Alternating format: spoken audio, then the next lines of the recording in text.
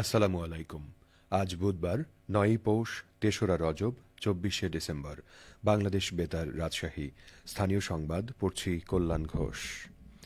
বিএনপির ভারপ্রাপ্ত চেয়ারম্যান তারেক রহমানের স্বদেশ প্রত্যাবর্তন উপলক্ষে রাজশাহীর পবায় আলোচনা সভা, স্বাগত মিছিল ও দোয়া মাহফিল অনুষ্ঠিত হয়েছে। গতকাল বিকেলে নওহাটা মহিলা কলেজ মাঠে পবা উপজেলা বিএনপির আয়োজনে আলোচনা সভা অনুষ্ঠিত হয়। সভা শেষে বিএনপির চেয়ারপারসন ও সাবেক প্রধানমন্ত্রী বেগম খালেদা জিয়ার রোগমুক্তি কামনায় দোয়া মাহফিল অনুষ্ঠিত হয়।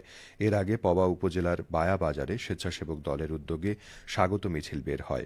মিছিলটি বিভিন্ন সড়ক প্রদক্ষিণ করে সংক্ষিপ্ত সমাবেশ করে।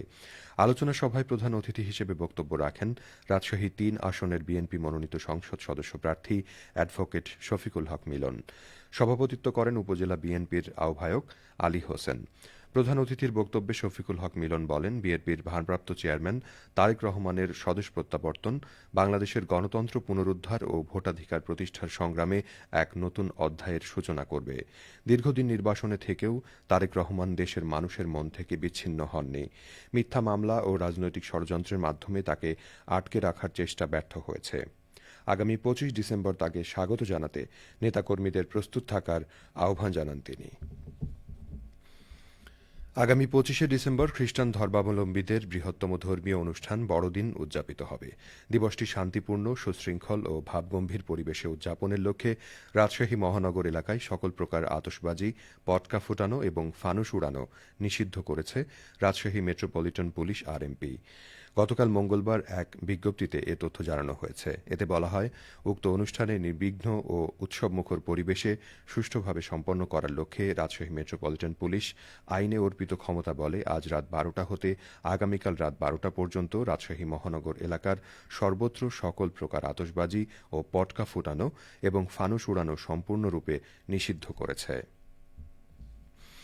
গ্রীষ্মকালীন পেঁয়াজ চাষ সম্প্রসারণের মাধ্যমে উদ্যোক্তাদের আয় বৃদ্ধি ও কর্মসংস্থান সৃষ্টি শীর্ষক প্রকল্পের আওতায় পাবনার সুজানগরে উৎপাদন ও বাজারজাতকরণ বিষয়ে স্থানীয় প্রশাসন, কৃষি অধিদপ্তর, পরিবেশ অধিকার ও মান নিয়ন্ত্রণ কর্তৃপক্ষের সাথে গোলটেবিল বৈঠক অনুষ্ঠিত হয়েছে।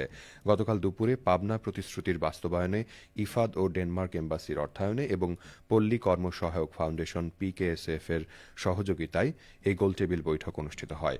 পাবনা প্রতিশ্রুতির সভাপতি আব্দুল মতিন খানের সভাপতিত্বে ও সংশ্লিষ্ট প্রকল্পের প্রকল্প ব্যবস্থাপক কৃষিবিদ আমিনুল ইসলামের সঞ্চালনায় অনুষ্ঠানে প্রধান অতিথির বক্তব্য দেন কৃষি সম্প্রসারণ অধিদপ্তর খামারবাড়ি পাবনার উপপরিচালক জাহাঙ্গীর আলম প্রামাণিক। বিশেষ অতিথির বক্তব্য রাখেন কৃষি সম্প্রসারণ অধিদপ্তর খামারবাড়ি পাবনার অতিরিক্ত উপপরিচালক শস্য কৃষিবিদ রাফিউল ইসলাম। বৈঠকে সুজানগর ও সাঁথিয়া উপজেলার কৃষক কৃষানী সহ বিভিন্ন পর্যায়ের ৫০ জন ব্যক্তি অংশগ্রহণ করেন। চাঁপাইনবাবগঞ্জের মনাকষা সীমান্ত এলাকা থেকে ২টি বিদেশি পিস্তল, ৪টি ম্যাগজিন ও ৫ রাউন্ড গুলি উদ্ধার করেছে ৫৩ বিজিবি ব্যাটালিয়নের সদস্যরা। অস্ত্রগুলো ভারত থেকে আনা হয়েছে বলে জানিয়েছে বিজিবি গতকাল ১১:৩০টার দিকে জেলার শিবগঞ্জ উপজেলার রাঘববাটি এলাকায় অভিযান পরিচালনা করে আগ্নেয়াস্ত্র, ম্যাগাজিন ও গুলি জব্দ করে। বিকেলে চাঁপাইনবাবগঞ্জ ৫৩ বিজিবি ব্যাটালিয়ন সদর দপ্তরে আয়োজিত এক সংবাদ সম্মেলনে ব্যাটালিয়নের অধিনায়ক লেফটেন্যান্ট কর্নেল কাজী মোস্তাফিজুর রহমান এই তথ্য জানান। তিনি জানান, এক সপ্তাহ আগে গত ১৫ই ডিসেম্বর পৃথক অভিযানে মনোহরপুর সীমান্ত এলাকা থেকে ৪টি বিদেশি পিস্তল, ৯টি ম্যাগাজিন ও ২৪ রাউন্ড গুলি উদ্ধার করা হয়েছিল। তফসিল ঘোষণার পর থেকে অবৈধ আগ্নেয়াস্ত্রের চোরাচালান বৃদ্ধি পেয়েছে। এগুলো নাশকতার জন্য আনা হয়েছে বলে প্রাথমিকভাবে ধারণা করা হচ্ছে। চাঁপাইনবাবগঞ্জে মাদক বিরোধী কারাতে প্রতিযোগিতা অনুষ্ঠিত হয়েছে। গতকাল বিকেলে নবাবগঞ্জ সরকারি কলেজ মাঠে জেলা প্রশাসন ও মাদকদ্রব্য নিয়ন্ত্রণ অধিদপ্তরের জেলা কার্যালয় এই প্রতিযোগিতার আয়োজন করে। প্রতিযোগিতাটি শেষে ৬টি গ্রুপের মধ্যে প্রথম, দ্বিতীয় ও তৃতীয় স্থান অর্জনকারী ১৮ জনকে মাদক বিরোধী মেডেল ও শিক্ষা উপকরণ পুরস্কার হিসেবে দেওয়া হয়। মাদকদ্রব্য নিয়ন্ত্রণ অধিদপ্তরের জেলা কার্যালয়ের উপপরিচালক চৌধুরী ইমরুল হাসানের সভাপতিত্বে প্রতিযোগিতায় অতিথি ছিলেন চাঁপাইনবাবগঞ্জ সরকারি মহিলা কলেজের অধ্যক্ষ প্রফেসর ড বিপ্লব কুমার মজুমদার, নবাবগঞ্জ সরকারি কলেজের উপাধ্যক্ষ প্রফেসর ড মোহাম্মদ আমিনুল ইসলাম, অতিরিক্ত পুলিশ সুপার মোহাম্মদ একরামুল হক, সদর উপজেলা সহকারী কমিশনার ভূমি মোহাম্মদ ইকরামুল হক নাহিদ। অনুষ্ঠান শেষে মাদক বিরোধী শপথ বাক্য পাঠ করানো হয়। এদিকে নাটোরে মাদক বিরোধী ব্যাডমিন্টন টুর্নামেন্ট শেষ হয়েছে। গত রাতে টুর্নামেন্টের ফাইনাল খেলা শেষে চ্যাম্পিয়ন ও রানার্স আপ ট্রফি প্রদান করেন অতিরিক্ত জেলা ম্যাজিস্ট্রেট মোহাম্মদ আরিফ হোসেন।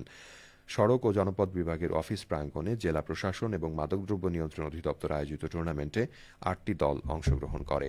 সবশেষে আবহাওয়া। আজ সকাল ৬টায় রাজশাহীতে তাপমাত্রা ছিল ১৩.৭ ডিগ্রি সেলসিয়াস।